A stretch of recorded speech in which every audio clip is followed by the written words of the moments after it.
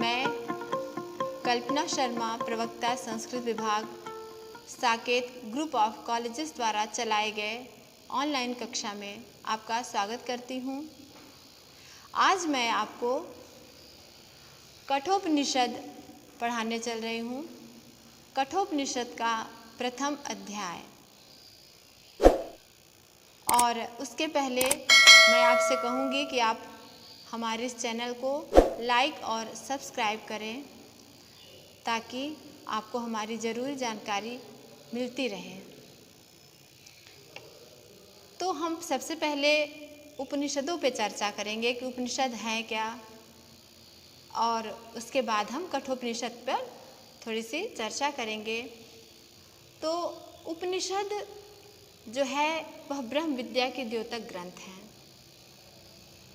उपनिषद संहिता, ब्राह्मण, आरण्यक और उपनिषद जो है वेदों के अंतिम भाग कहे गए हैं। इनको वेदांत भी कहा जाता है, और वेदांत इसलिए कहा जाता है क्योंकि वेदों के अंतिम भाग हैं। उपनिषद कैसे लिखे गए, कब लिखे गए, ये तो सिर्फ वेदों को पढ़ने के बाद ही पता चलता है। हमारे हिंदू धर्म में, हिंदू संस्कारों में 16 संस्कार, 4 आश्रम हैं, ब्रह्मचर्य, गृहस्थ, वानप्रस्थ और संन्यास।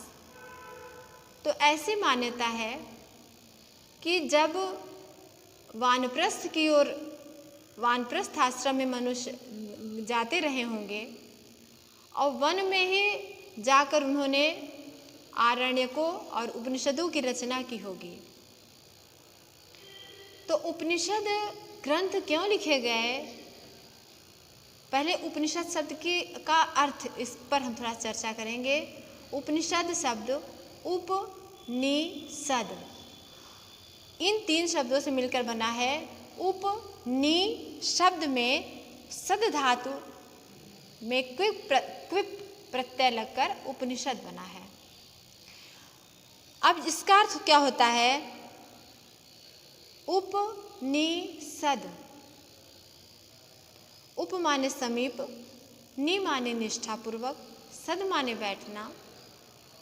गुरु के समीप निष्ठापूर्वक बैठना या ज्ञान प्राप्त करना। तो किस ज्ञान की चर्चा की गई? ज्ञान था ब्रह्म ज्ञान। ब्रह्म ज्ञान जब मनुष्य अपने ब्रह्मचर्य, गृहस्थ और वानप्रस्थ के बाद संन्यास आश्रम में प्रवेश करे तो उसको ब्रह्म विद्या का ज्ञान हो और वह मोक्ष को प्राप्त करे। तो इसमें ये चर्चा की गई उपनिषद, ब्रह्मसूत्र और गीता। उपनिषद, ब्रह्मसूत्र और गीता, इनको प्रस्थान त्रयी कहा जाता है। तो उपनिषद ये समझ में आ गया। उपनिषद कुल हमारे 108 उपनिषद बताए गए हैं, जिसमें से सुप्रसिद्ध उपनिषद 11 ही हैं। ईश, केन, कठ, प्रश्न, मुंडक, मांडूक्य, छांदोग्य, बृहदारण्यक, तैत्तिरीय, ऐतरेय और श्वेताश्वतर। बच्चों, जो कठोपनिषद है जिस पर हम आज चर्चा करने चल रहे हैं, कठोपनिषद आप जानते हैं कि 4 वेद हैं, ऋग्वेद, सामवेद, यजुर्वेद, अथर्ववेद। तो जो यजुर्वेद है, यजुर्वेद को 2 भागों में बांटा गया है, शुक्ल यजुर्वेद और कृष्ण यजुर्वेद। जो कृष्ण यजुर्वेद है, कृष्ण यजुर्वेद की कठ शाखा से कठोपनिषद बना है। तो ये कठ जो थे, कठ एक ऋषि थे जिनका कि महाभारत में भी उल्लेख मिलता है, और उन्हीं के द्वारा यह कठोपनिषद लिखा गया होगा। और कठोपनिषद के अलावा तैत्तिरीयोपनिषद भी कृष्ण यजुर्वेद का ही उपनिषद है। अब ये तो हो गया कठोपनिषद। अब कठोपनिषद में 2 अध्याय हैं, प्रथम और द्वितीय अध्याय। प्रथम अध्याय पर हम आज चर्चा करेंगे और दोनों ही अध्याय में 3-3 बल्लियां हैं। प्रथम अध्याय में भी 3 बल्ली है, द्वितीय अध्याय में भी 3 बल्ली है और तीनों ही बल्लियों में यम नचिकेता संवाद का वर्णन है। किसका वर्णन है? यम और नचिकेता संवाद का। ये बातें हो गई। अब हम कठोपनिषद में क्या है इसको बताते हैं। कठोपनिषद में जो प्रथम अध्याय है उसका प्रारंभ ही होता है मंगलाचरण में, जिसमें ओम सहनावतु सहनौ भुनक्तु सह वीर्यं करवावहे तेजस्वी नावधीतमस्तु माँ विद्विषावहे। ओम शांति शांति शांति, ये इसका मंगलाचरण है कठोपनिषद के प्रथम अध्याय का। और इसका सारांश हम आपको बताते चलेंगे थोड़ा सा। कठोपनिषद के प्रथम अध्याय पर जो हम चर्चा करने चल रहे हैं कि कठोपनिषद के प्रथम अध्याय में क्या है। तो वाजश्रवा ऋषि ने विश्वजित यज्ञ किया जिसमें अपना सब कुछ दान दे दिया था। सब कुछ दान दे दिया था। वो एक ऋषि थे और उनका एक पुत्र था जिसका नाम था नचिकेता। नचिकेता की उम्र का उल्लेख 5 वर्ष किया गया है कि वह 5 ही वर्ष का था जब उसके पिता वाजश्रवा ऋषि वह देखता है कि बूढ़ी और जिनकी इंद्रियां शिथिल हो गई हैं ऐसी गायों को दान दे रहे हैं, तो वह बहुत चिंतित होता है। वह सोचता है कि मेरे पिता इतना बड़ा यज्ञ कर रहे हैं और कर क्या रहे हैं?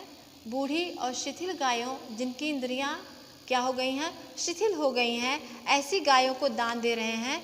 ऐसा करने वाला अनंदा नामक लोक में जाता है। अनंदा मतलब जहाँ पर कोई आनंद नहीं है, अर्थात नरक में जाता है। तो वह अपने पिता से पूछ बैठता है कि पिताजी आप मुझे किसे देंगे? वह पूछता है कि पिताजी आप मुझे किसे देंगे? तो बार बार वह पूछता है तो उसके पिता क्रुद्ध होते हैं। कोई भी पिता अपने पुत्र के अनुचित प्रश्न से क्रोधित हो ही जाता है। तो वह गुस्से में आके क्या कहते हैं कि मैं तुमको मृत्यु को देता हूँ। किसको? मृत्यु को देता हूँ। मैं तुमको मृत्यु को देता हूँ। क्यों कहा ऐसा? ऐसा इसलिए कहा क्योंकि वह उसके इस प्रश्न से झिल्लाए थे कि वो बार बार पूछ रहा था। जब वो कुछ कार्य करने जा रहे थे तो मुझे आप किसे देंगे, मुझे आप किसे देंगे? तो वह गुस्से में आके कहता है कि वो कहते हैं कि मैं मृत्यु को देता हूँ। लेकिन वो ऐसा क्यों पूछता है? ऐसा इसलिए पूछता है क्योंकि उसके पिता के मन में स्वार्थ आ गया था, लालच आ गई थी। वो सोच रहे थे कि मेरा एक ही पुत्र है, इसको मैं क्या दूध की व्यवस्था कहाँ से होगी अगर मैं सारी दुधारू गायों को दे दूंगा। तो वो देख क्या रहे थे? पीतोद का जगद त्रिड़ा दुग्ध दोहा निरिंद्रिया आनंदा नाम ते लोका स्थान समगच्छति ताददत। यह सोचता है कि आनंदा नामक लोक में जा रहे हैं जो ऐसी गायों को दे रहे हैं, इसलिए वह बार बार पूछता है। तो कहते हैं मैं तुम्हें मृत्यु को देता हूँ। पिता ने क्रोध में आकर मृत्यु को तो दे दिया। अब वह सोचता है कि अनुपश्य यथा पूर्वे प्रतिपश्य तथा परे सस्यमिव मर्त्यः पच्यते सस्यमिव अजायते पुनः। कहता है कि मेरे द्वारा ऐसा कौन सा कार्य किया जाना है जो मेरे पिता मुझे मृत्यु को दे रहे हैं, क्योंकि मनुष्य को तो मरण धर्मा है ही। फसल की भांति वह उत्पन्न होता है, पलता बढ़ता है, फिर एक दिन मृत्यु को प्राप्त हो जाता है। और इसलिए वह कहता है कि ठीक है। वह पिता तो कोई पिता नहीं चाहेगा कि उसका पुत्र मृत्यु को प्राप्त हो। इसलिए वह उनसे पूछे ही बिना मृत्युलोक चला जाता है। वहाँ जाता है, वहाँ पर यमराज थे नहीं, क्योंकि उसका समय ही नहीं आया था। जब समय आता तो आता, यमराज को पता रहता कि उनके यहाँ कौन आया है। जब वो यमराज के यहाँ पहुँचता है तो यमराज 3 दिन तक नहीं थे, क्योंकि वो किसी के प्राण लेने के लिए दूसरे लोग गए हुए थे। वहाँ से जब वो लौटते हैं, वहाँ आने पर देखते हैं, उनको यह ज्ञात होता है कि एक ब्राह्मण बालक यहाँ पर भूखा प्यासा बैठा है। तो वो बहुत दुखी होते हैं और कहते हैं कि अगर किसी के यहाँ भूखा अतिथि, वो भी ब्राह्मण, निवास करता है तो उसके सारे पुण्य नष्ट हो जाते हैं, और यह तो 3 दिन से निवास कर रहा है। तो वो कहते हैं कि तुम 3 दिन तक हमारे दरवाजे पे भूखे ही बैठे थे, इसलिए तुम 3 वरदान मांग सकते हो। नचिकेता कहता है ठीक है। वो क्या कहते हैं यमराज, तीसरो रात्रिर दिवा आसीत गृह में अनुशन ब्राह्मण अतिथिर मनस्य, नमस्ते अस्तु ब्राह्मण स्वस्ति में अस्तु तस्मात् प्रतित्रीन वराण वृणीष्व। तुमने मेरे दरवाजे पर 3 दिन तक अनशन मतलब बिना अन्न जल ग्रहण किए ही निवास किया है, इसलिए तुम 3 वरदान मांग लो। नचिकेता पहला वरदान मांगता है।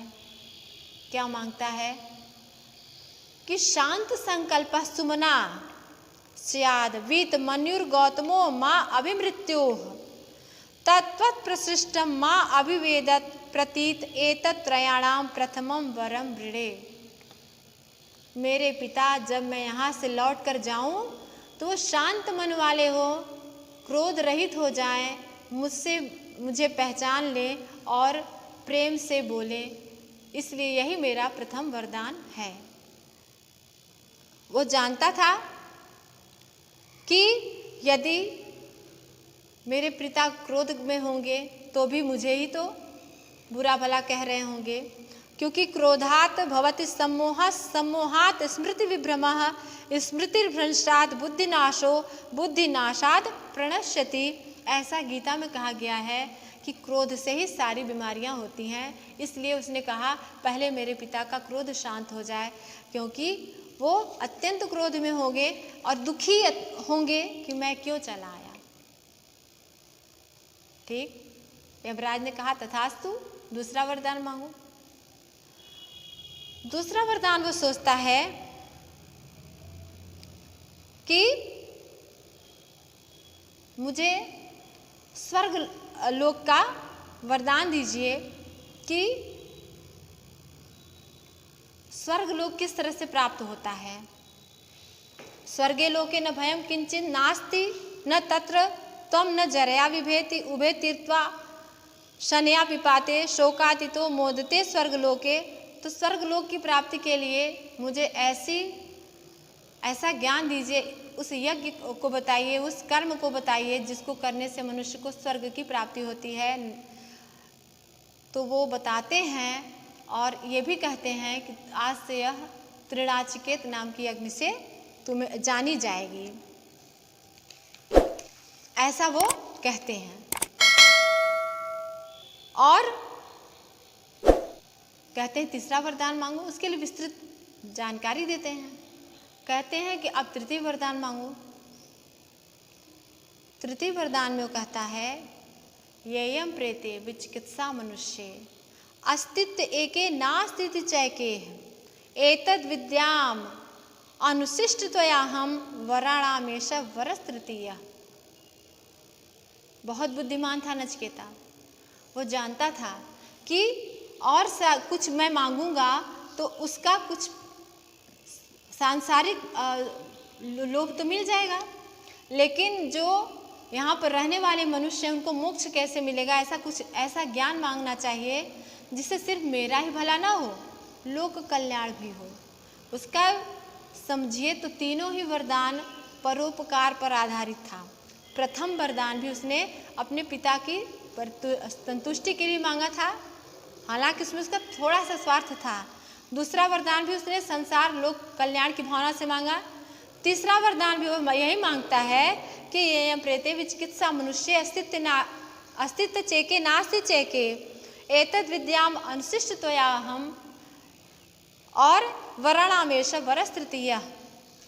तो उसको यमराज बहुत सारा प्रलोभन देते हैं, कहते हैं कि तुम घोड़े ले लो, हाथी ले लो, रथ ले लो, पालकी ले लो, सुंदर अप्सराएं ले लो, राजपाट ले लो, सब कुछ ले लो, लेकिन तुम ये वरदान मत मांगो कि मनुष्य का क्या होता है, मृत्यु के उपरांत मनुष्य का क्या होता है। कुछ लोग कहते हैं कि मरने के बाद आत्मा रहती है, कुछ लोग कहते हैं नहीं रहती, कुछ लोग कहते हैं शरीर के नाश के साथ आत्मा का नाश हो जाता है।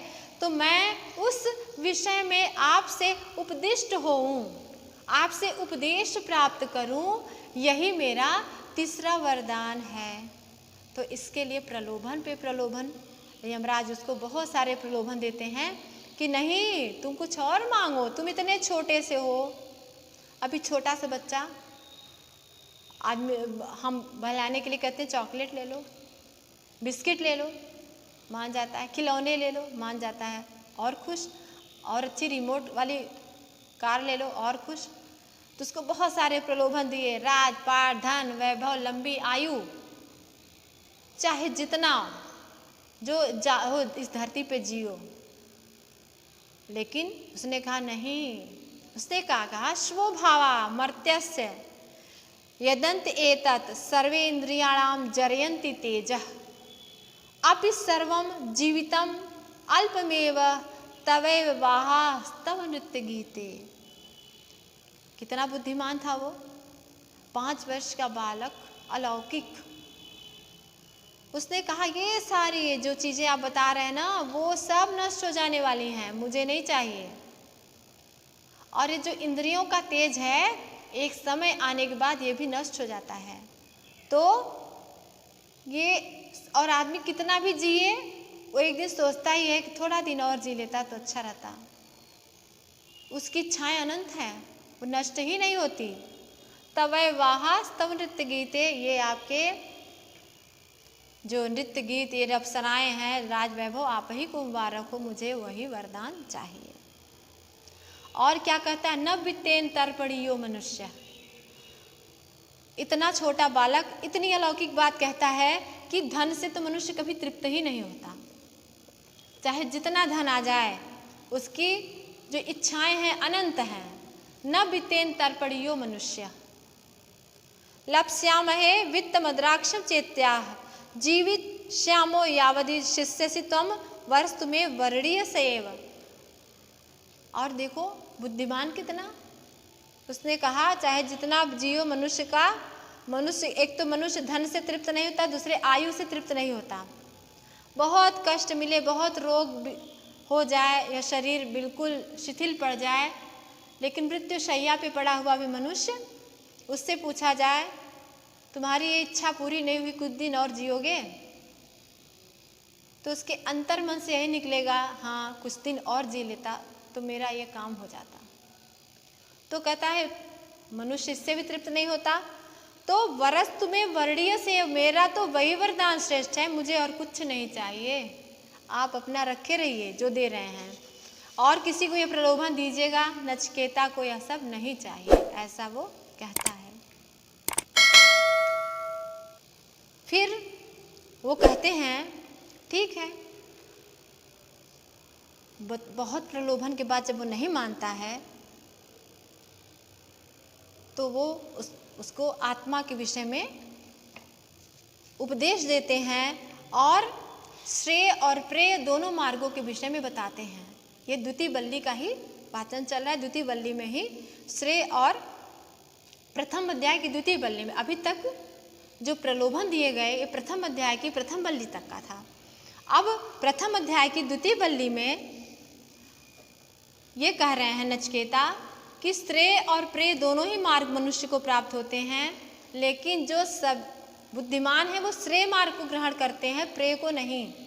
एक तरफ मोक्ष का रास्ता है, दूसरी तरफ कामनाओं का रास्ता है, तो जो बुद्धिमान है वो दोनों का भली भांति ज्ञान करते हैं कि मेरे लिए कौन सा श्रेष्ठ है। यह तो मुझे ठीक है स्वर्ग दिलाएगा, सुख दिलाएगा, बहुत ढेर सारे धन संपत्तियाँ दिलाएगा, लेकिन यह मुझे मोक्ष दिलाएगा। तो अन्य श्रेयो अन्य द्वितीय प्रेय स्ते उभे नानार्थे पुरुषः सनीतः तयो श्रेय आददानस्य साधु भवति हीयते अर्थाद्य उप्रेयो वृणीते।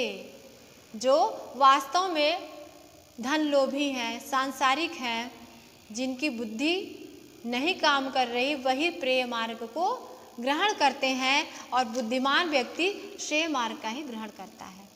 इस तरह से नचिकेता उसको तृतीय वरदान में आत्मा के स्वरूप को बताते हैं कि आत्मा क्या है। अणोरणीयान महतो महीयान आत्मास्य जंतो निहितो गुहायाम तमक्रतु पश्यति वीत शोको धातु प्रसादा महिमा नात्मनः। यह जो आत्मतत्व है अणु से भी अणु है, सूक्ष्म से भी सूक्ष्मतर है, जिसको कोई मनुष्य साधारण बुद्धि से नहीं समझ सकता। और ये क्या है? तम दूरदर्श गूढ़म अनुप्रविष्टम गुहाहितम गह्वरेश पुराणम अध्यात्म योगाधिगमेन देवम मत्वा धीरो हर्ष शोको जहाति। कहते हैं नचिकेता, वास्तव में नचिकेता तुम महान हो, क्योंकि जिस विद्या को तुम सीखना चाहते हो, जानना चाहते हो, जिस विद्या को, उसके लिए बड़े बड़े ऋषि महात्मा तपस्या करते हैं, योगी, क्योंकि उस पुराण पुरुष को जानने के लिए बुद्धि भी पुरातन होनी चाहिए, विशाल होनी चाहिए, जिसके विषय में तुम जानना चाहते हो। और क्या कहते हैं कि आसीनो दूरम व्रजति शयानो याति सर्वतः कस्तम मदामदम देवम मदन्यो ज्ञातुम मर्हति। उस आत्मा के विषय में तुम जानना चाहते हो जो बैठे हुए दूर चला जाता है और जब चाहे जहाँ आ सकता है, जा सकता है। उस आत्मा के विषय में तुम अनुशिष्ट हो, मुझसे उपदेशित हो, ठीक है, मैं उसको तुमको बताता हूँ जो तुम चाहते हो। इस तरह से वो आत्मा का उपदेश देते हैं। और तृतीय बल्ली में रथ रूपक की परिकल्पना करते हैं। रथ रूपक, इसको मैं संक्षेप में बता दूं बच्चों। रथ रूपक था कि रथ के रूप में इस शरीर की कल्पना की गई। यह जो शरीर है एक रथ है, आत्मा रथी है, बुद्धि सारथी है, मन लगाम है और इंद्रियां घोड़े हैं और विषय वासनाएं मार्ग हैं, जिसके विषय में वह बताते हैं कि जिसकी आत्मा तो रथी बैठा हुआ है, लेकिन बुद्धि रूपी सारथी अपने मन रूपी लगाम से यदि उसको खींचकर सही मार्ग पर नहीं जाता, तो जो इंद्रियां रूपी घोड़े हैं वो विषय वासना रूपी तमाम मार्ग हैं, अलग अलग रास्ते हैं जिस पर भटका देते हैं और वो भटक जाता है और नरकगामी होता है। बार बार इसी जीवन और मृत्यु के चक्कर में पड़ा रहता है, वह मोक्ष को प्राप्त नहीं कर पाता। इसीलिए स्वर्ग मोक्ष, स्वर्ग नरक तो अलग अलग वस्तुएं हैं, वो मोक्ष के विषय में जानना चाहता था। तो कहते हैं मोक्ष के मार्ग के लिए जो अपने मन को अपने वश में करता है, जो सारथी, बुद्धि रूपी सारथी अपने मन की लगाम को खींचकर और अपने इंद्रियों को, इंद्रिय रूपी घोड़ों को भागने नहीं देता। स्थिर प्रज्ञ, जिसको कि गीता में स्थित प्रज्ञ की संज्ञा दी है, जिसने अपनी प्रज्ञा को स्थिर कर रखा है, अपनी बुद्धि को स्थिर कर रखा है, वही क्षेत्रज्ञ है, वही स्थित प्रज्ञ है। उसी को उपनिषद में, कठोपनिषद में बताया गया है इस तरह से बच्चों वह तीनों वरदानों को प्राप्त करता है। इसमें छोटे छोटे प्रश्न आते हैं कि कठोपनिषद क्या है, उपनिषद क्या है, कठोपनिषद में कितनी बल्लियाँ हैं और कठोपनिषद में यमराज ने प्रथम वरदान क्या दिया, नचिकेता द्वारा मांगा गया दूसरा वरदान क्या था, नचिकेता द्वारा मांगे गए तृतीय वर क्या था और श्रेय और प्रेय मार्ग क्या है, इसका वर्णन कीजिए। इस तरह से छोटे छोटे प्रश्न आते हैं, तो आप लोग इसको तैयार कर लीजिएगा और जो भी ना समझ में आए वह हमसे आप पूछ सकते हैं। और बच्चों हमारे इस चैनल को लाइक और सब्सक्राइब करें ताकि हमारी मेहनत सफल हो, आप तक हमारी ज्ञानवर्धक बातें पहुँचे और आप इससे लाभान्वित हो सकें।